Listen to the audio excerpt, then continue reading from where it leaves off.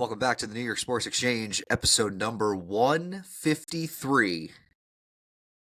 And when is it time to have that conversation? Let's pump the When brakes. is it time? Is it time? Okay. Okay. Mets are headed home. Yankees up 2-0 on Cleveland. They got games. Cakewalk they have right now. I'm Right. sick. I'm sick. Just shut up with the cake. Would you rather our path or your path? Let's be honest here. Would you rather your path or our path? Your path. What? So yeah, no shit. Take a path like this, and to all the fucking Orioles fans and Astros fans are like, "Oh, the Yankees have such an easy path." You lost to the easy path. Yeah, well, you know what? Come on. The Mets didn't. The Mets was the hardest road. Cleveland is the fucking 2 seed, might I add. It's not like Cleveland's like this little pesky little wild card team. Speaks volumes. They won 94 games. Speaks volumes. Stop it. It's whatever. We'll recap both the ALCS and the NLCS. Mets taking on the Dodgers in Game 3 tonight. Yankees taking on the Guardians in Game 3 tomorrow. Football. Some pretty big news. Davante Adams is a New York Jet. Roberts, this is our first episode since the Jets fired Rob Saleh. The Giants, on the other hand, get a rough loss. Robert, I love that. Yeah, you're not even Robert anymore. You're Rob Saleh when you get fired. That's what you are. I've always called him Rob. I've either called him Rob or Bob. Bob is crazy. I've never heard anyone call him Bob. Bob's even better. Anyway, Giants lose against the Bengals. Andrew Thomas just announced now that he elected to have the foot surgery. Now he is out for the year. Smart. Yay. This is do it this year. It's fucking do it. Yeah, smart. Do it this year. Yeah, do it this year. Especially when you have the piss poor quarterback play that we do have. So no NFL recap today. Call me an idiot, Stan. But I started Danny Dimes over Josh Allen in fantasy. Maybe it was just a hatred thing for me, just out of pure hate. I offered 4 trades to get rid of him too. You're disgusting. The fandom runs deep. Stan, shut the fuck up. You're disgusting. Right? Talk about Oregon's big win over Ohio State. We're gonna try to rapid fire this, considering the fact that I have class in under an hour, and I have class in an hour and a half. Yeah. So let's see how this goes. Oregon takes on Ohio State. We'll recap that, and then hockey's back. Hockey's back. Just started. Nothing crazy so far. The Isles are 1-1-1. Pretty much what I expected. I mean, same as last year, I guess. I don't know. What more do you want? What more do you want? All right. Let's go to start with the Mets. Blowout. Let's just go to game 1. Let's get over game 1 real quick. Yeah, let's get game 1 out of the way. Ugly.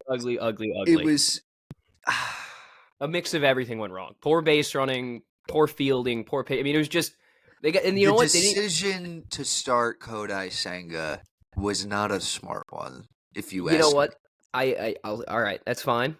But I will say, besides that Schwarber home run and the Philly start, he looked fantastic. Fantastic. Yes. The Philly start, he looked good. But it's like you're asking him to get a guy coming off of an injury when you know you have a guy like Mania. Quintana looked pretty good in Game 5. Severino looked But at the same time, you could still even try a guy out like David Peterson. And you have him coming out of the bullpen, but I don't know. I wasn't a fan of the Senga decision. I don't hate it. I didn't hate it just because, again, the way that I look at it is the same thing as someone would throw a bullpen game. Is you're not really you're not throwing off the rotation by any means because you've been used to this all year. But yeah, I mean, I like it. I honestly like it. I think the X factor there is if he gives you 3 innings with 4 Ks, no runs, which he can do. You're like, oh, we're sitting pretty. Obviously, that's not what happened. So you just, whatever, bad decision, you can call it that. But they bounced back in game 2 like they've done all year long. I felt like in game 1, it was more of, you saw the Dodgers were the more active team. 2 days prior, they played into game 5. The Mets didn't. They won in 4. So there was a long layoff. They had a break. It seems like you fucking needed one, though. Yeah, well, after that 14 game, whatever that, 16 games in 11 days. It seems like you fucking needed one in the worst way. There was game 2 just set the tone immediately with that Lindor home run. Yeah, Set the tone. Immediately, and that's what a captain does. I mean, you need a big at bat. He works it was like an 8-pitch at bat. Boom. Yeah. Nuke. And then you flip it. The Vientos Grand Slam Vientos was like Grand a Slam. 9-pitch. Unbelievable. Was it 9 pitches? 9 pitches. That's a 24-year-old that's taking a 9-pitch at bat in the largest stage of his career and hits a grand slam. He's built for it. I remember. Shout out to my boy Kevin, also a diehard Met fan. And I remember like earlier in the year, he like asked me, he's like, "Do you believe that Mark Vientos is a Major League Baseball player?" I'm like, I said yes, but I wouldn't like put him out like he's a DH. He's a glorified DH. Seeing the shit that he's doing at third base right now, unbelievable. He's got a cannon, a laser from across the diamond.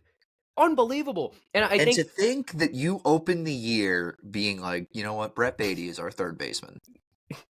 Thank God that didn't last. Oh my God. To think that you open the year with Brett Beatty as our third baseman is a ridiculous statement to say looking back at it. Ridiculous for how good Vientos has been. And I know we've seen players make that jump, like all-star guys. This guy's been in the system for a while now. He was a first-round pick. He's 24 years old, but he gets the call up mid-year. He makes the most of it. He made a name for himself. And you can call me crazy, call me whatever the hell you want, but is he a top 5 third baseman, top 3 third baseman in baseball as of right now? I mean, you start listing names. It's like you got 2 guys, and then you're like, all right, Jose Ramirez and Manny Machado, and I go down the list, and it's like OPS wise, he is the highest. He had the highest OPS, maybe highest OPS of any third baseman in the league. Obviously, you look at defense, but his bat is unbelievable, and I give a lot of credit to JD Martinez. He completely turned around this guy's approach. His bat looks a lot quicker this year. It was a much longer swing going back when you go years prior. It's much quicker to the ball. He's a professional. And Mark Vientos, unbelievable. I'm trying to find third baseman to put in. You know what? Let's see Major League third baseman leaders in weighted runs created plus. Because I feel like... Dude, his numbers are kind of ridiculous. When you look at his bat, I mean, he had 27 homers this year. He came up in 2 months into the season. No. Third baseman... All right. Third baseman in WAR. WAR is a much better stat. Okay. Mark Vientos, he is not on this list out of the 30. So I hate to burst your bubble there, Tim. Well, you know what? Games played in WAR is a big factor, and he didn't have a ton. So Jose Ramirez, Manny Machado. I would give those 2 the 1-2. I don't even know anymore. Gunnar. Yeah, but is he even a third baseman? I mean, he's on this list, so I would assume so. All right. Austin Riley, and honorable mentions go to Nolan Arenado and Rafael Devers. Okay, I would give Devers, not Arenado anymore. I honestly really wouldn't give Arenado anymore. He's in that like conversation for a 24-year-old. I know it's one season, but come on. If you want to go weighted runs created plus, it's basically the same top 5, but instead you had no Gunnar, no what's his fucking name? No Gunnar and no Arenado, yeah. Jose Ramirez, Rafael Devers, Machado, Chapman, Bregman. Again, I would throw his name around with a lot of those guys, just production-wise, and the way he's been in... I mean, he has 6 multi-hit games in his first 9 playoff games. The only other player with more is Ken Griffey Jr. Yeah, that's pretty good. Pretty good company. That's pretty damn good. Yeah. And then we could talk about, Mets guys being productive. Let's talk about Yankees guys being productive. Luke Weaver has been the best relief pitcher in the playoffs. I mean, he had a shaky time last night. Giving up that home run off of the only run he's let up in the playoffs. It's the only run I think it's the only run this bullpen has let up in the playoffs. They've been phenomenal. This bullpen's been great, and a big worry for the Yankees going into this postseason was the bullpen. What the hell are you going to do with the bullpen? We didn't know who the closing pitcher was going into this season. Or going into this postseason. Yeah, I know you had fucking in the 5th inning yesterday. You throw in Clay Holmes. who has been nothing short of phenomenal. He's been incredible. I'm liking this bullpen. I'm liking what I'm seeing out of guys like Tim Hill. I'm liking what I'm seeing out of guys like Tommy Kahnle. It seems like we're getting to our group of guys. There hasn't been a situation really. I mean, you can count last night where we had to put in Eden Hamilton because Cole was sort of struggling a bit. But we're putting ourselves in situations where you don't really have to go deep into your bullpen. Yeah, I was worried. I was pretty worried game one. Game one, after what I saw from Rodon in game two against Kansas City, Rodon was able to keep his emotions in check, which is kind of like a crazy thing to say about a pitcher, but at the same time, it's like, all right, he was able to keep his emotions in check, and he was able to throw 6 innings of outstanding baseball. You go to Holmes in the 7th, you go to Hill in the 8th. I know he was a bit rough, but then Weaver gets the 5-out save in the 9th. Like, and I think for both these New York teams, I know the Mets' bat has been phenomenal, but the pitching for both these teams has been fantastic. It's been insane. Sean Manaea. Fantastic.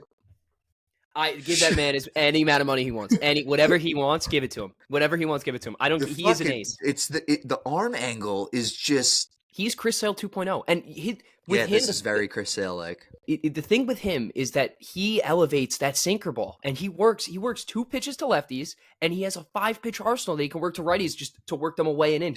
His pitch mix has been fantastic. He's been hitting his spots, and when Alvarez came back after injury, he stepped it up again. Even that you can add the arm slot, but Alvarez has been fantastic back there for these starters. Yeah, fantastic. So keep it rolling. Let's go New York. I'm all in right now. We said it in the beginning. You said, when are we going to have time to start that conversation? When are we going to start that conversation? And Stan, I'm not going to say it now, but they look good. Both of them look good. What's this show without technical difficulty? Of course, we need to chop it up, and then of course we have this shit. So perfect. With the Yankee lineup, there's some. Is Judge heating up? He better be. I'm more so worried. I'm more so worried about Austin Wells than fucking Aaron Judge right now. Austin Wells. I don't like what I'm seeing, but at the same time, it's like, all right, you don't want to fuck with this lineup because we're winning games. Exactly, and it's the same kind of thing for the Mets with Alvarez too. Anthony Rizzo's looked pretty good. He's looked pretty good coming off of injury in those 2 games. It's a weird. Do you put Rizzo up at cleanup? It's a weird time for the Yankees, but you're up 2-0. It's a good problem to have. Yes, and I'm just gonna say this now. If you are a Yankee fan, and now a Met fan can think this and be like, okay, if you are a Yankee fan and you want a Subway Series World Series, you are rooting for nuclear war. Like that. You're rooting for nuclear war. I'm sorry, but you are. You are rooting for nuclear war. Be prepared for those shelter drills that they show, that those videos during the Cold War where they hide under the desk when you're at work or at school. The nuke drills. Yeah. You're rooting for nuclear war. You are rooting for nuclear war, and it may happen. It might. I just don't want what. When is that conversation we're kind of having that conversation right now. Yeah. But when is that conversation going to become a reality? I know. And let's not get ahead of ourselves. All I'm going to say is the Mets hit really well at Yankee Stadium. So I'm just going to leave it at that. I'm going to leave it at that. But it's just my dad brought it up in 2000, it was the my dad worst. He didn't talk to Yankee fan. He at work was ignoring people. I mean, it was unbelievable. He went to 2 of the games. He just didn't it is what it is. But it's the whole build up to it. It was just oh my god! If the they whole fucking build up to beat this us, is ridiculous. And the flip flop from 2000 and now is that 2000 it's all right. I mean, everyone's let's go Yankees. But now you're sitting in a world where it's holy shit, can the Mets pull this off? And now everyone in the world is holy shit, can the Mets pull this off? So all the pressure will be on the Yankees when you flip to that World Series side. I mean, all the pressure was on the Yankees back in 2000. I know, but now really think about it. You're looking at a historic season if the Mets can finish this. And I'm not saying, because again, we're not there yet, but my class got canceled. Hey, there we go. My class got canceled. We don't got to worry about nothing. We don't got to worry about nothing. I still got class, but yeah, no, we got time. Yeah. All right. Anyway. Oh my God. I feel so much better. It's now. Like the Yankees just hit a home run. Yeah, it's like Aaron Judge just hit a home run. This is great. This is great. Anyway, so we can talk more baseball. Let's talk about the other two teams. We can talk about the Dodgers and the Indians. I want to bring up a point about the Dodgers. I want to bring up a point about Shohei Ohtani. Did you say the forbidden word? What? You said the Indians. Oh, my fault. The Guardians. I meant the Guardians. My fault. It's come on. Wow. I've been a baseball fan. They were the Indians in Little League, okay? Like, there was a team called the Indians in Little League. New York Sports Exchange. We were the New York Sports Exchange. Running through my head, all right? Running through my head. But I just want to talk. Shohei's struggling. Shohei is struggling. That is great for the New York Mets. Great. The media does not want you to know that, by the way. No, they do not want you to know that. They won't bring that up, but you know who will? Sean Manaea striking him out twice. Talking 2 Ks, and the second time he looked silly. Did you that one fucking like half-hearted swing? Oh my God, the second strikeout where he just threw his hands at the ball. I was like, oh my God. And you know what it is? It's that sinker. He works that arm slot because if he works that sweeper away and he throws that sinker again, it looks like the same pitch, except instead of breaking away, it's coming back. And every time it comes back, those lefties look stupid. Every single time. They do. You're going bullpen game. Like, I'm sorry, but like, I get like pitching short for them. Like, you have Flaherty and Yamamoto. Yeah, very short for them. I mean, Walker Buehler's got a 10.5 ERA starting tonight. Yeah. So, and I know like they're waiting for Kershaw to come back, and that just hasn't happened yet. He said next season he'll be back. I don't think he's not coming back. I don't think he's coming back. So pitching's an issue, clearly. You're going bullpen game. Like, how long is this going to last? Like, I'm sorry. It worked out. How long is this going to last? Perfectly against the Padres, perfectly. But you can't expect it to work perfectly twice, and it didn't. It just didn't work. But you didn't get the 1.3 innings you got from what's his face starting the game that you got against the Padres. The same thing. If you can get some disruption in a bullpen game where you can switch the flow of things. His name was. I'm blanking, and I should know this. I can't remember. Oh, Ryan Brazier. But they were really looking for innings out of Landon Knack. No, exactly. But the thing is, if you can get to a guy like Brazier first and then force Knack to come in earlier, put him in a comfortable situation, again, just disrupting the flow in a bullpen game is exactly what you need to do.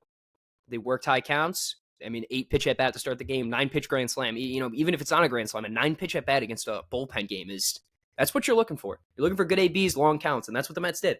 They got to him early. They did their job. I want to see if they can execute tonight. That's all I'm hoping for. Yeah. To Cleveland, something just like it doesn't rub me the wrong way. I'll just say this. They don't. I have a hell of a new respect for Stephen Vogt. I'll say that. He's got a bright future as a manager in this league. And it's kind of already been proven that he's won 90-something games his first year as a manager. But I'm just going to say this. I will say this, crazy. There's 2 first-year managers in the NLCS this year. Crazy. Both championship series. But there's just something that like worries me about Cleveland. And I think I just go back to 2022 where it was every bounce, every bloop, every pop-up went Cleveland's way. Doesn't feel like that right now. It doesn't feel like that right now. And that kind of worries me because I know some home cooking is going to be happening Thursday, Friday, Saturday. But all you need to do now after taking 2 at home is take one of 3. One of 3. 1 of 3, which is I'm fine with. I mean, I would gladly love to take 2 out of 3. And end it, obviously. And end it, clearly, yeah. The thing is, the Yankees have been road dogs all fucking year. They have been, road dogs is a bad word. Road warriors. There we go. Have been the best team in baseball on the road. And they were able to go into Kansas City in a hostile environment. Team hasn't made it to the playoffs in what, like 10 years, was it? Since the World Series? Since they made that World Series? Yeah, it's been a while. I think so. And they were able to weather that. They were able to weather that storm. So keep on doing it. They've been doing it. I don't want to like feel any like everyone's like, oh, this is the year. I'm like, let's get there first. Like, let's get there first, and then we can believe. I know, and you know what? It just it comes down to that New York magic because both teams are in there, and it's like both fan bases are like, it's like who's getting there first? Like, are we both getting there? Or is one of us getting there? Like, how's this gonna work? And And I I'm think like that going home. I'm going home tomorrow, so like I have to like book it. Like they're on at 5 o'clock tomorrow. I'm like, oh my I think god. my brother and my dad are definitely probably going to games 3, 4, 5. One of them. I know Joe Toole Like texted me. He said he's buying tickets this to Game is 5. Like this is they're a time to be. This is a time to be alive. Like this is a 100%. great time to be alive right now. If they go to the World Series, I'm going home. First of all, Yes. and Yes. I will. If both of them go to the World Series, knock on wood. I'm just saying this, and this is This knock on podcast wood. is over. But I'm going home to probably a good amount of those games, Dan. I will really. work my ass off to go to those games. I'm just like worried about this podcast if there's a Mets Yankees World Series. Like that's where I'm. Yeah, I know. And you know what? It sucks because it's like so many Yankee fans, and it's like I got like four guys I can pick from. I know so many Met fans. Like my grandfather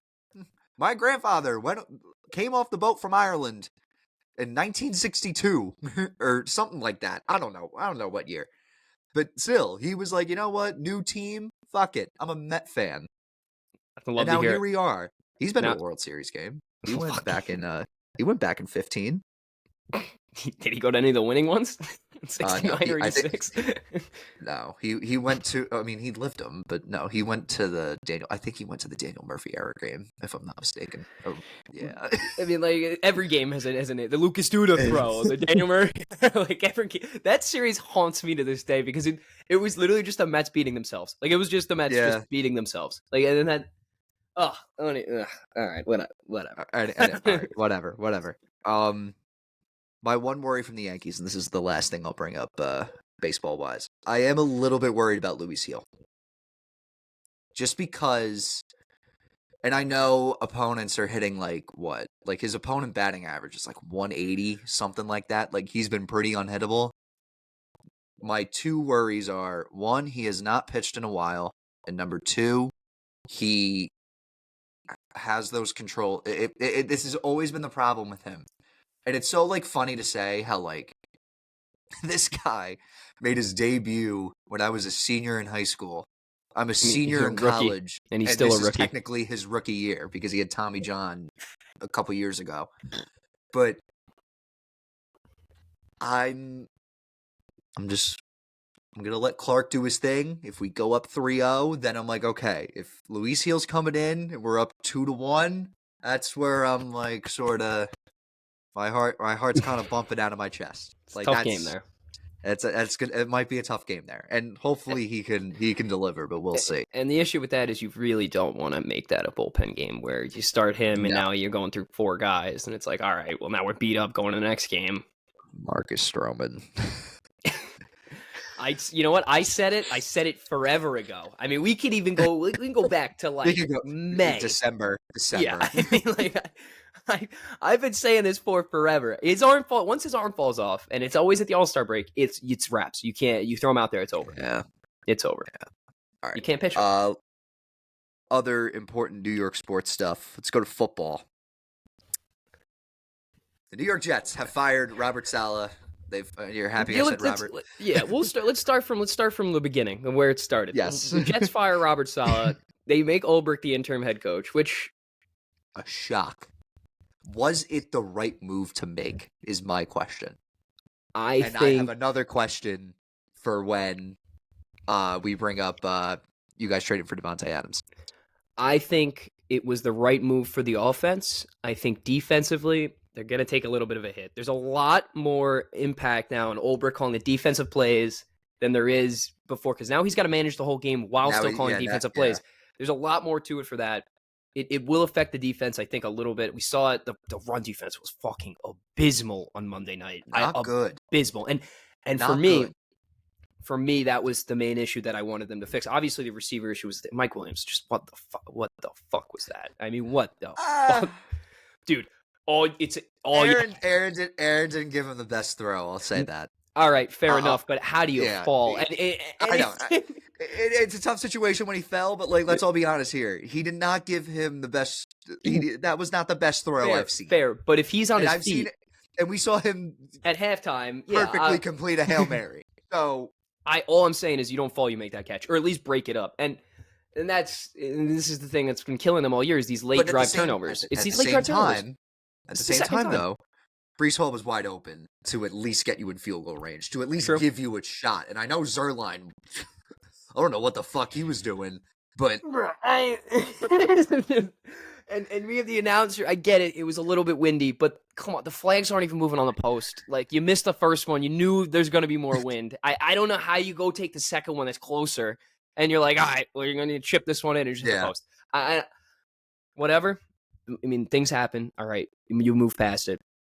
Terrible loss. That can't be a loss. You got to come out with that. It's a bad loss. You got to come out with that, at least something.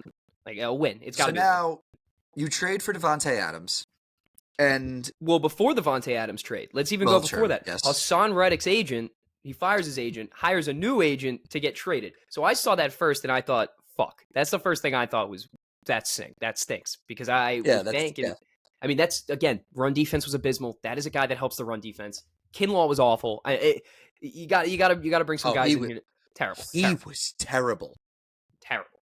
Terrible. And you got to bring a guy. You bring a guy like Hassan Reddick in that fixes a lot of problems immediately. So that was my first thing. Was like, all right, that sucks because now he's at the door. Like an hour and a half later, they make a trade for Davante Adams, and I'm like, okay. I mean, that's something. Mike Williams is now on the block.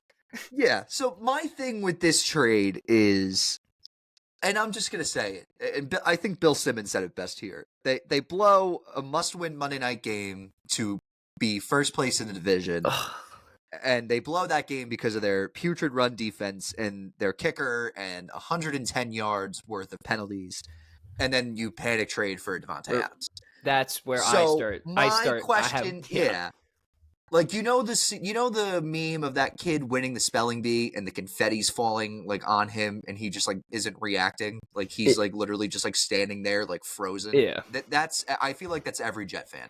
And now there's one Jet fan I know that is like who's Tim. He is more delusional than you. He is more like Peter. No, here. He is more. I swear to God, and like he was watching we had two TVs on. We're watching the Jet game and the Yankee game. This was game one. And I'm like freaking out over the Yankees. And he's like, oh, fucking this Jet football. I'm like, shut up. Howard. He's like, I just go, you're expecting a different result? No, and it's like, and I like, you know what, I get it. Like, you add Davante, that adds more offense. Obviously, the receiving, it's been somewhat of an issue, the passing game. The run game's been even worse. There's so many issues that stem. Well, you know who else is on the trade block? And we'll bring up this other team. Marquez Valdez-Scantling is on the trade block. I don't know if Aaron wants to, step in there and talk to Joe. I think Lazard. And I'll say this about Joe Douglas right now. I have never in my life have seen a New York executive, a New York sports team general manager owner get so many free passes from the media. Who does he have pictures of? Who is he sleeping with? I have no idea. Joe Shane drafted Evan Neal, and people were already calling for his job. Joe Douglas drafted Zach Wilson, right? He drafted Zach Wilson, correct? Mm-hmm. Drafted Zach Wilson. I get that the 2022 draft, yes, was probably one of the best drafts I think I've seen from a general manager ever. And that's believe me, it's saving him, yes. The Hassan Reddick trade. Like, just pay the fuck. If you're gonna just pay the man. If you're gonna trade for him, pay him. Like, that's where I'm like, I've just never seen a guy just get so many free passes. And let's keep in mind, Joe Douglas as GM of the New York Jets has never finished with a record above 500. I have never seen the glazing of someone like this. It's because the blame gets put on someone else every single time. Every single time the blame's on someone else. Zach Wilson, and now the O-line. And now I'll say this. Woody Johnson stepping in, very Mara-like. Yeah. Very Mara-like. I don't buy this. I called Aaron after we had that hour-long talk. I don't buy this. And he's like, we didn't talk about the trade. No, I don't buy that at all. You talk to him. You lost the game. He made it clear that either you make this trade or he's gonna be upset. They made the trade. I get it. Davante Adams is world class. He's a world class receiver. That's an immediate upgrade for the offense. But absolutely, there's so many more issues, and I think penalties right now is the main. How do you? Obviously, the officiating was just—it's a flag show out there on Monday night. Abysmal. But come like it was on. almost it was unwatchable. Like, I'm sorry, and that's like the one ref that I can't stand too, because he's like, but they're shooting. Yeah, they're just shooting themselves in the foot every single drive, and you'll get a 20-yard gain, 5-yard loss for like taunting or some bullshit, a holding, a legal formation, a legal man downfield. Who had the penalty for the inappropriate talk to the ref? Oh my lord! Because of the bullshit, whatever, like roughing the passer call that they call, and you know, again, it's just you got to know what's going on. I get it, a bullshit roughing the passer, whatever, it's fine. But they missed the field goal anyway, so it didn't really matter. But yeah, they missed the field goal, but still, like, what are you doing? What are you doing? The funniest part about that though is like the offensive lineman like pointing, like like I wonder like what like he said to require like. He called the ref's wife a whore. Probably, yeah, literally something of that nature. Just it was, oh my gosh, and it was just tough to watch. It really was tough to watch, and I know the Giants game wasn't much better, just like at all. But the Jets game, I left that game saying like, all right, we have a top 10 defense in football, and now. Like we could just get well. I'm going to say this. Before we get to the Giants, I will say the Jets and Giants losing in such different ways is so frustrating as a football fan, because the Jets are like, they'll keep you in the game, they'll keep you like on your toes, and then they'll blow it in the end because of some bullshit penalty, some bad pass. Like the Giants are just losing, and like that's all right. But like, come on, at least they're not reeling you in, and you're like, oh, we got a shot here. Yeah. All right, let's just get to the Giants, because I'm just already like that. It was just announced right when we started recording. Andrew Thomas is out for the year due to having a successful surgery this morning to repair J.J. Watt had this injury. This is Leah Frank injury. Different position. Yeah, but still though, like the recovery for that is like absurd. I know. Yeah, but yeah. So Andrew Thomas out for the year. Different motions though. I mean, one's like power rushing, the other one's just trying to block it. Still, like the recovery process is the same though. Like that's all. Like, yeah. All right, fair. But I will say it's different ligaments and different pressure where you're putting on than running forward and trying to stand your ground. So basically, we're trying. Like, there's so many things to talk about with the Giants. Like the quarterback play. The receivers going to Travis Scott concerts, neighbors. Like, we're keeping that in-house. It's not in-house. I mean, everyone's seen it. It's not in-house. We gotta stop. Great. Yeah. My mic sucks. I don't know what the fuck's going on right now. I mean... Long morning. Yeah, it's a rough morning. I mean, Class got canceled. Class canceled. Take what you can get.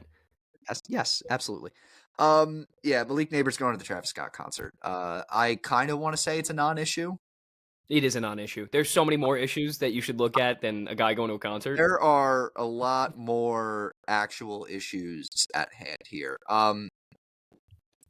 Let's start with the positives. And the only positive for the New York Football Giants is that defense, because my God, oh baby, when that secondary becomes experienced, like watch out. Like I'll leave it at that. When that secondary becomes experienced, like get ready, because that defense is going to be fun to watch.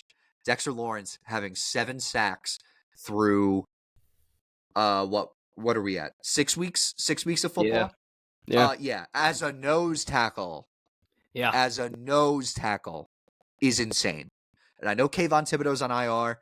And I'll say this. You know who looked pretty good? Azeez Ojulari looked pretty good stepping in his place. Mm-hmm. Brian Burns looked pretty good. Like there's a lot of good things about this Giant defense that I like.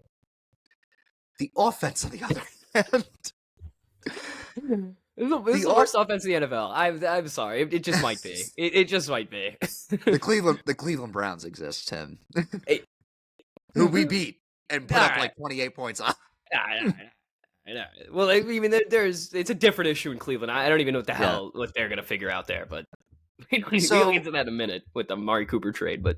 So there's a lot of issues right now, and now the big topic of conversation on Giants Twitter is the big topic on Twitter is the injury guarantee that's in Daniel Jones's contract. Do we do what the Broncos did with Russell Wilson and bench him to save that money, and then cut him, and then that frees up a lot more money?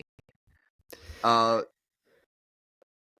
Duggan, senior writer for the Giants, for The Athletic, said, I hate the Athletic. I hate the fucking Athletic. They hate the Islanders so much. They just hate the Islanders. Every year, Stan, they power rank them like 29th in the league every single year, and it makes me so mad. Score some goals.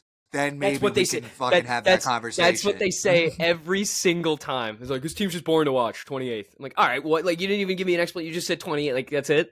Not wrong. They're not wrong. They're 1-1-1, and they're exactly where they were last year, 16th in the league, so I'll take it. God. Dan Duggan, someone mentioned can't have Josh Azudu or Evan Neal at left tackle with the quarterback with an injury guarantee. Dan Duggan said, I can say with confidence that the injury guarantee isn't going to drive any playing time decisions.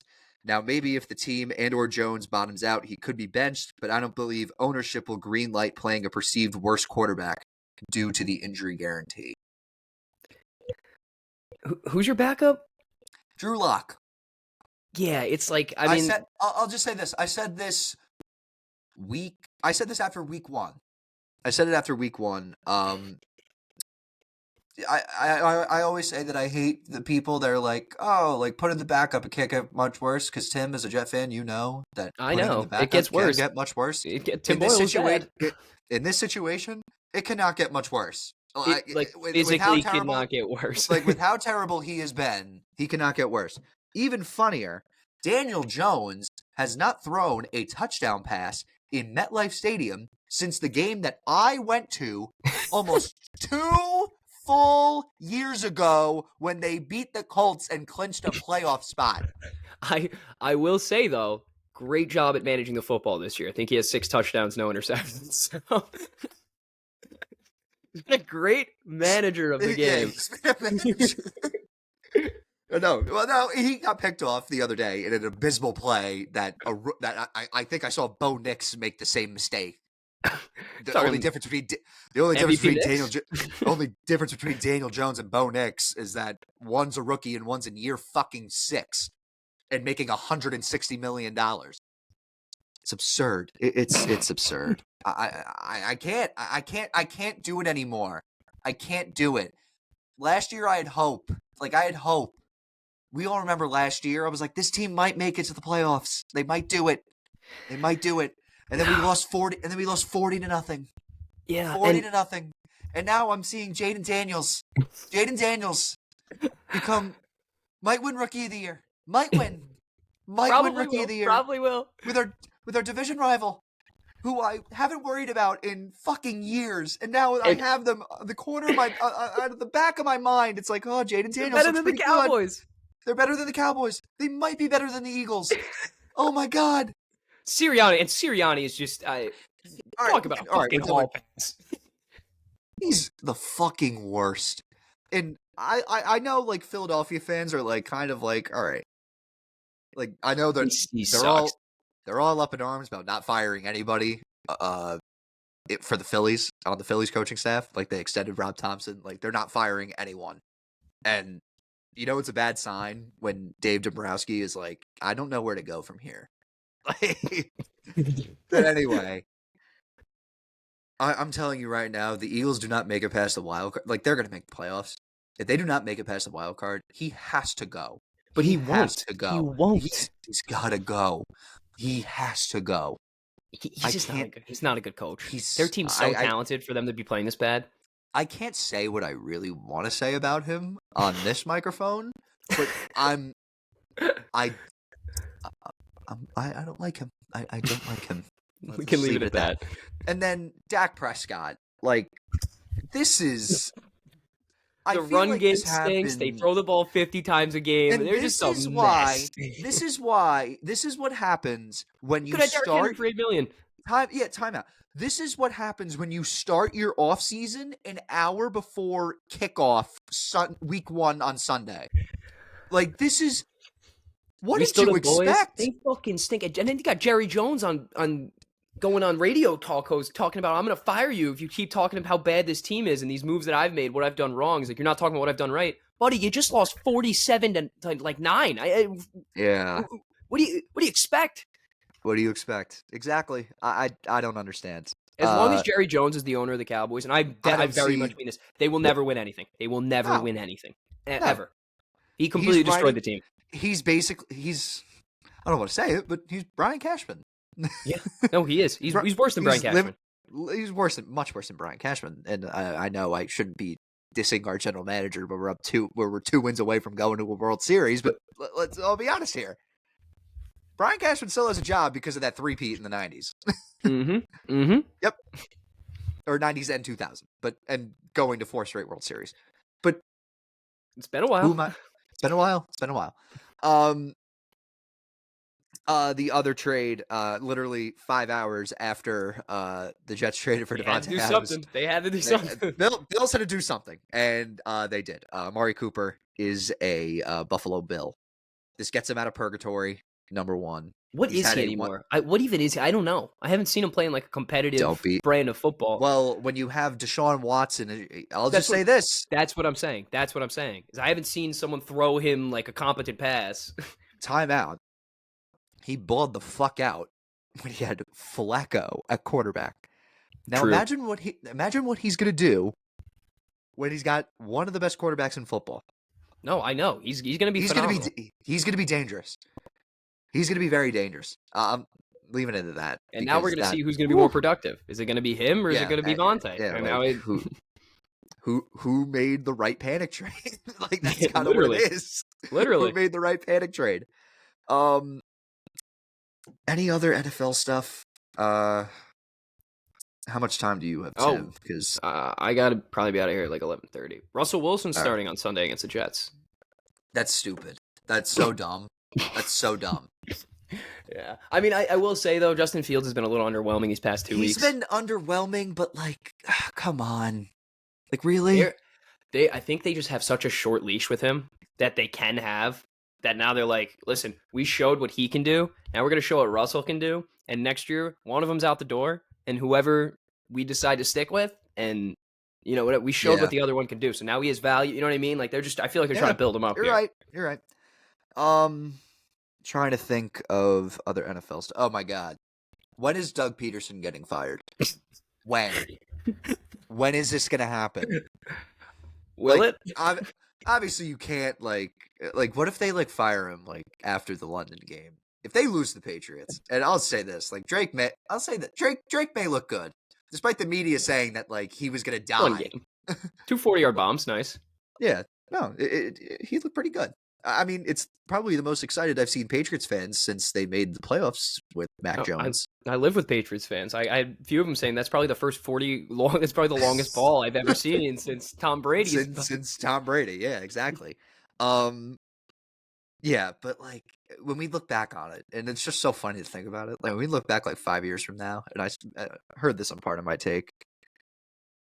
Doug Peterson and Nick Foles winning the Super Bowl has to be the most random head coach quarterback combo to win a Super Bowl ever. Especially when you're considering who they beat to win that Super Bowl. And you look at it now and it's you got to be kidding me. How did this happen? How did this happen? How did that happen? It makes no sense. You're looking at it now. It's this is just, and if you told someone who just started watching football 2 years ago and had no clue about what happened in the past, and you're oh yeah, by the way, Nick Foles and Doug Peterson won a Super Bowl against Brady. You're what? What are you talking about? Yeah, exactly. Oh my God. All right, that's enough NFL. Let's go to Jaguars, the worst team in football. Yes, absolutely. Okay. All right. I just want to ask. Right now, yes. All right, let's go to college football. And we'd be remiss to mention this. O's are up. Fucking let's go. They're gonna destroy Purdue on Friday. Purdue. You don't know the lore of going at Purdue, especially with the number. I don't care anymore. Oh boy, this is famous last words. You know what? Famous You last words. You want to know why I say it won't be? It's not famous last words. Is because of the way they started the season and the way they're playing now are two completely different teams. Completely two different. Completely and now, different granted, one of those games was against the probable Heisman Trophy winner, and we will bring up that debate because right now I don't know who you pick. Yeah. Yeah, it's so hard not to pick him. Like he's got like 1,500 rushing yards. It's hard not to pick Genty, but it's also hard not to pick. I'll say that, and I'm not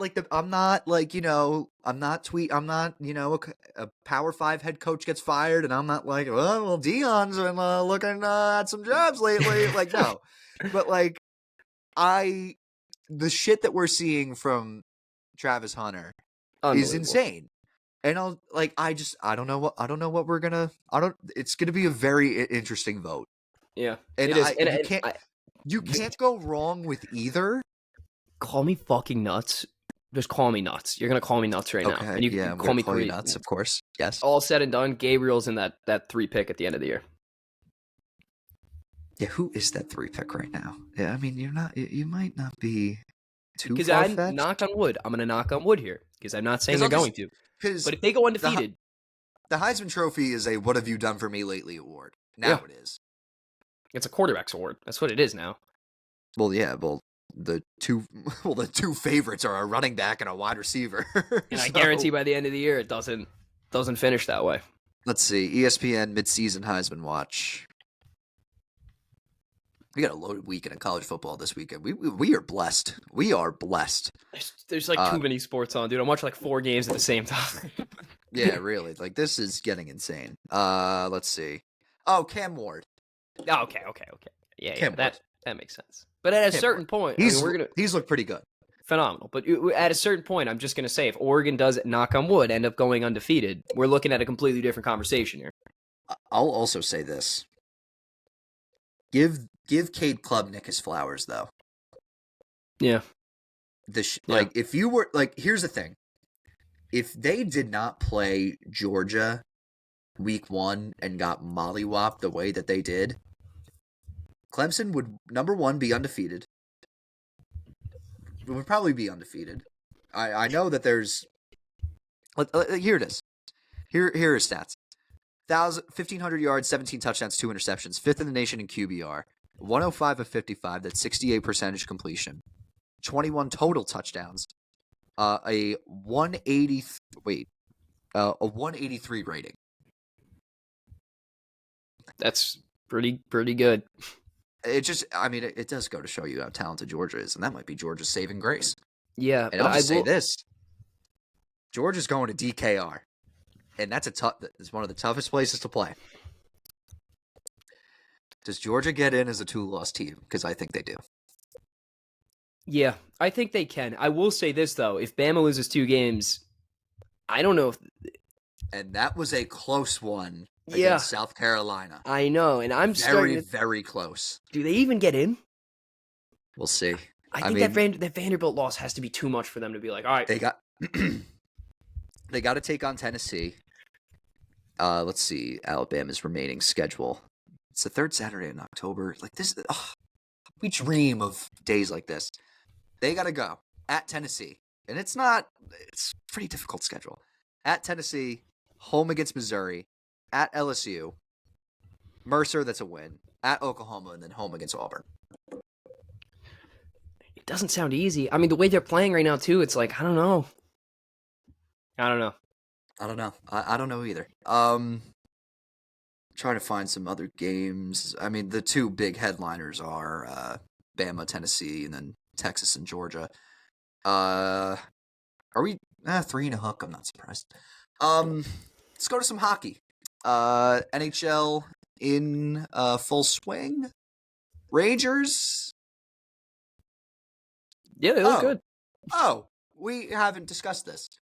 Igor Shesterkin turned down the largest goalie contract in league history, and I have well, here's what I know. I think you know the same thing. People that are like, we got to trade. I'm like, do people realize that we are nothing without him? Like nothing. If you're a New York sports fan and you're gonna be like, oh, Aaron Judge is the face of her team, Jalen Brunson's the face of her team, and you don't look at this Rangers team and think Igor Shesterkin's not as important or more important than those two guys, you're a moron. You're a moron. There were people that were like, well, Aaron Judge and Jalen Brunson didn't get a pay cut. I'm sorry your Make-A-Wish from the Make-A-Wish Foundation did not come true. I'm sorry. A pay cut in those sports compared to hockey is not it's not the same. Not the same thing at all. A 13-man on the rotation in the NBA is probably making more money than your second line center. And that's like, you're like, and you look at it and you're like, okay, like this is getting ridiculous. The cap's going up. From what I've heard, the money. The only way he's going to take an 8-year contract is if it's in the 12.5 range. He needs at least 12.5 to take an 8-year. I heard, from what I'm hearing from per sources, is that he wants a shorter term deal. Yeah, that's what I've heard too. Still on like that, whatever. He'll take a little bit less money for a shorter term deal, but he wants that shorter term deal because while the cap's going up, and you know it's going to keep going up, if you get him for 4 years, after those 4 years, he's going to want like 13.5. He's gonna want an absurd number. So right now it's not a short term fix because it's gonna this is gonna affect a lot of things. So you're gonna have to move some guys. It just sucks that the thought of him leaving is gonna be on the back of my mind. Yeah, it's what I did. It's what I was doing with Judge in 22. It's what I'm doing now with Soto, and then now on top of that, for me, there's a lot of things that go into it. I don't think he's gonna leave New York. I just don't. I think you got his best pal. I don't think he leaves either. His best pal's in Long Island. I'll say they're very close. Chris Drury is no idiot. Like he knows that this team is shit without Igor, and we will get to the other thing that you saw the banner. Yeah. Oh my God. That's a horrible look. That's God. And that is Dolan written all over it. Oh my. Oh yeah. It was. Lord. Yeah. You saw. Yeah. Ryan Whitney said it best. Like that's all Dolan. Like Drury. Terrible. Like Drury's no idiot. Like he's won he's won everything. Like he like President's Trophy winner. No one would blame you 1 minute. They're just regular season champions. The fact that it says regular season champions is so bad. What are you doing? What world are we living in? Oh my God. You know what that reminds me of? Because everyone made fun of it for the Washington Capitals doing it. Rangers fans made fun of the Capitals for doing it. Everyone in the league made fun of Nashville for doing it when they won the President's Trophy. Now the Rangers flip it, and it's the worst banner I've ever seen. It's a Dolan thing. It's a Dolan thing. Like I just don't understand. It's just ugly, added on, ugly. Added on. Like oh ugly my God, it doesn't help. But the Shesterkin thing, that'll be fixed soon. Like I said, Sorokin's across the river. I mean, he's in Long Island. His best friend's right there. A lot of Russian players, from what I've heard, I know I'm not like an insider source, but from what I know from media sources and other people telling me, they love New York. The weather in New York is something similar in the wintertime to what Russia is. It feels more like home. Taxpayers. That's what I've heard is Russian players. Yeah. From what I've heard is that they love playing in New York. So I don't think he's going to go anywhere. I just think he's playing the waiting game and saw what Swayman did, and they coughed it up. So I think the similar thing's going to have to happen here. What I think he's going to end up getting, if he does get a long-term deal, and I think this is probably what it's going to end up being, is I think he'll bump it down a little bit, and I think he gets 8 years, 12.25 per. I think that's probably what he's going to end up getting, in my eyes. Okay. I think it's a little drop down from what he wants, but that deal for the Rangers is I don't know. I mean, he's probably the most valuable player in the league, which is so annoying to say, but he is. Pain in the ass. He real pain in the ass, but yeah, he is. I mean, he is. What do you want me to say? I mean, he just is what he is. Just the thought of people just be like, well, not everyone's Jalen Brunson or Aaron Judge. I'm like, well, they have $1 to spare. Clearly. Tell them to give some money up and give it to Shesterkin if you want him to stay. Call what charity event do you want? Tell them to give up fucking $10 million of their contract. They won't notice that for a week. It's the insanity of people. Shohei deferred $70 million this year. You're talking about paying this guy's total $70 million. No, 700. I know. Yeah. But I'm saying per this, what's the contract for this year? It's $70 million he's deferring just to take this year, right? Or 68 or whatever. He's not getting paid this year. Shohei Ohtani contract $680 million in deferred payments. And you're gonna sit here and you're gonna be angry at a guy whose entire contract is $88 million, and you're gonna be mad that he wants a little bit more. I mean, I don't know. For me, that's just like, what the hell are you talking about? Yeah. From like, I get it if you're like, the average Joe like me and him, like $88 million, holy shit. But like that's like nothing to these people. It's the fucking National League, yeah. Yeah, like stop. I know. It's just like it's $1 billion industry, and people like again. And this is what the average sports fan doesn't understand. There's no luxury tax. This isn't you could pay a guy and just pay it off. There's a hard cap, and you got to work around the hard cap to pay these guys. There's a lot more that goes into this than just give them the money. We'll figure it out later. We'll pay the luxury tax like the Mets and the Yankees and the Dodgers do. Yeah, no, you can't. In NBA, same thing. You can't do that. You just physically can't do that. So you have to figure out how you're going to break down this contract, and I think they'll get it done. Like, don't get me wrong. I mean, pray. I don't think he's going anywhere. I don't think so either. You turn down that contract and you get a shutout to start the year. I mean, that's just a fucking spit in the face to Drury. Now he's got to rethink what the hell he's going through, because your guy who just turned down a record deal goes, fuck you, I'm going to get a shutout, pay me what I want, and he did what he needed to do. I don't know. I think this deal gets done midway through the year. I don't think this gets pushed out all the way to the offseason, but it's definitely something on Ranger fans' minds. Yep. All right. Let's just go to what I saw real quick. Tim, you want to start? I got a golf tournament this weekend. Oh boy. Yeah, dude. UMass Little Club Golf. I'm not glad you stand. I'm not just upper echelon. I'm here, there. I mean, I gotta climb the fucking ladder this weekend. I thought you were working these motherfuckers. Yeah, no. Oh shit. No. Oh, dude, the first tournament, our top guy shot 5 under through 2 days. Oh. Yeah, I'm a 14 handicap. I don't do that. I don't do that. All right. I literally thought it was like, Tim's gonna fucking work. No, okay. Stan, if we win this next tournament, we go to nationals, which means we play at Pinehurst, and they only take the top 4 or 5 scores, 8 guys playing. I don't think it's gonna be team. Yeah, I don't think it's gonna be any of mine in that. I think I'll be in that bottom 3 for us, but I'm gonna just have a good time. I'm gonna play some golf. It is what it is. New course, so I'm excited. What I saw. We are less than a month away from the college basketball season. Oh, jeez. These rankings suck.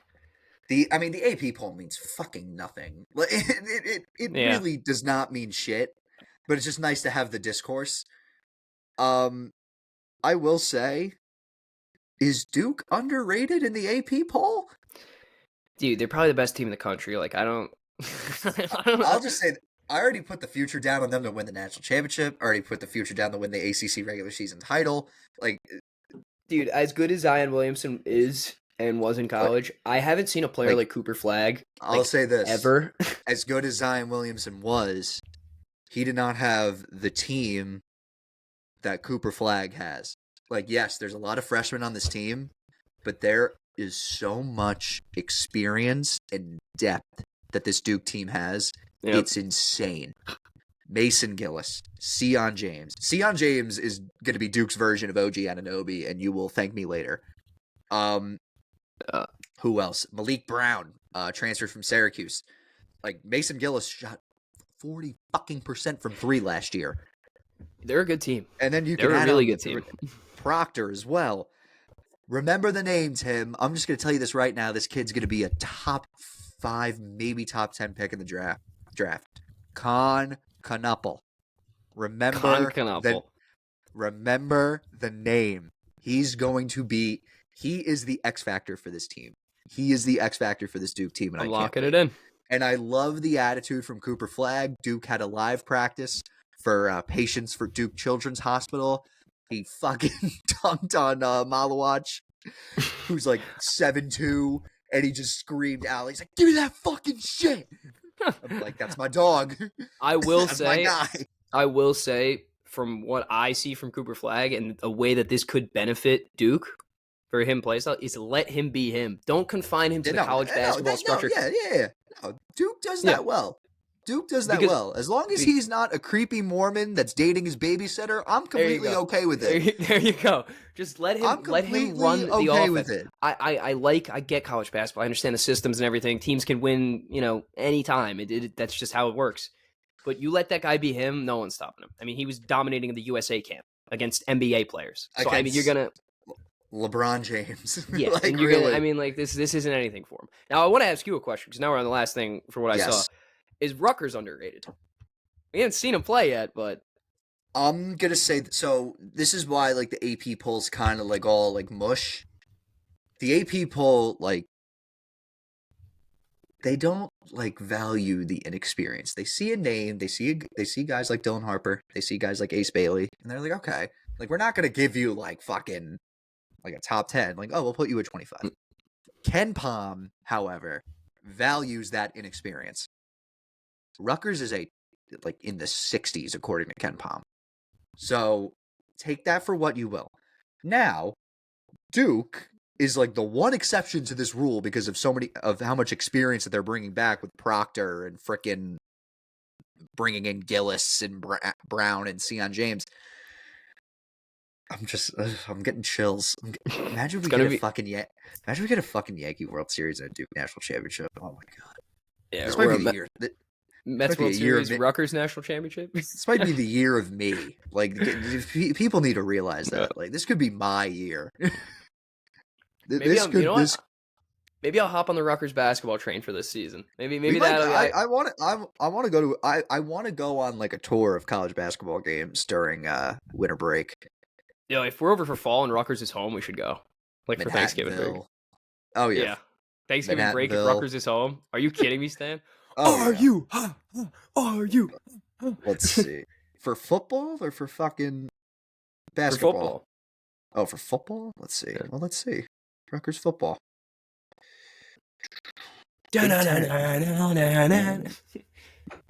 Let's see. What do we got here? They're in East Lansing. Damn it. Well, yeah, gave it a shot. East Lansing. Yeah, we tried. Anything else? I got nothing. You got nothing? All right, let's do it. All right. It's going to wrap it up. Be sure to follow us on Instagram, X, and TikTok. Be sure to follow us now. Subscribe to our YouTube. Like our videos on YouTube. Leave a comment. Be sure to follow us and rate us on Spotify. 5 stars. 5 stars only. We will have picks posted. I can guarantee you, I do not have a pick from the Thursday night shit show tomorrow. Neither do I. Okay, perfect. We'll have picks out by Friday, and then yeah. How's the leaderboard looking right now? Am I still in first? You're up to. I think you're up 2. Because going into this, you were up 1. Yeah, had You had the Jets and the Giants. I had a terrible day. Awful. Yeah. Jags is a. Yeah, I don't know why I took them. I kind of was like, you know what, like that Trevor Lawrence contract looks nice. And I was like, Trevor Lawrence knows how to play overseas. Caleb Williams doesn't. Well, I guess not. All right. Peace out, guys.